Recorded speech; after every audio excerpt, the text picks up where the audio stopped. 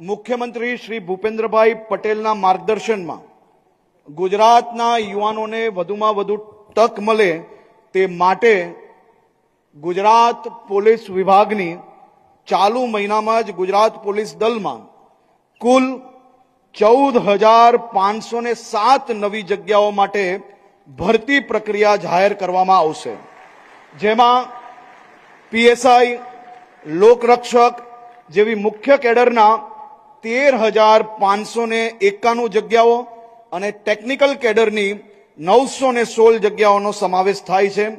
આ ઉપરાંત મેં કહ્યું એ પ્રકારે 12,500 યુવાનો જેને પરીક્ષા આપી છે, પાસ થયા છે, એવા સૌ લોકોને બી ટૂંક સમયની અંદર એમને એનાયત પત્ર આપવામાં આવશે। આપ સૌ યુવાનોને રાજ્યમાં જે ખૂણે ખૂણેથી જે સપનું જોઈ છે કે સરકારી નોકરી કરવી છે, એના માટે આનાથી સારો સુવર્ણકાલ આવી જ ના શકે।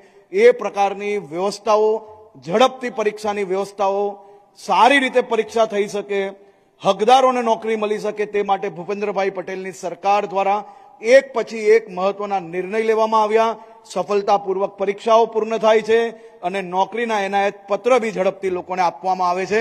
તેનો જીવતો જાગતો અને સૌથી ઉત્તમ ઉદાહરણ એ આજનો કાર્યક્રમ છે। આપ સૌ લોકોને ફરી એકવાર ખૂબ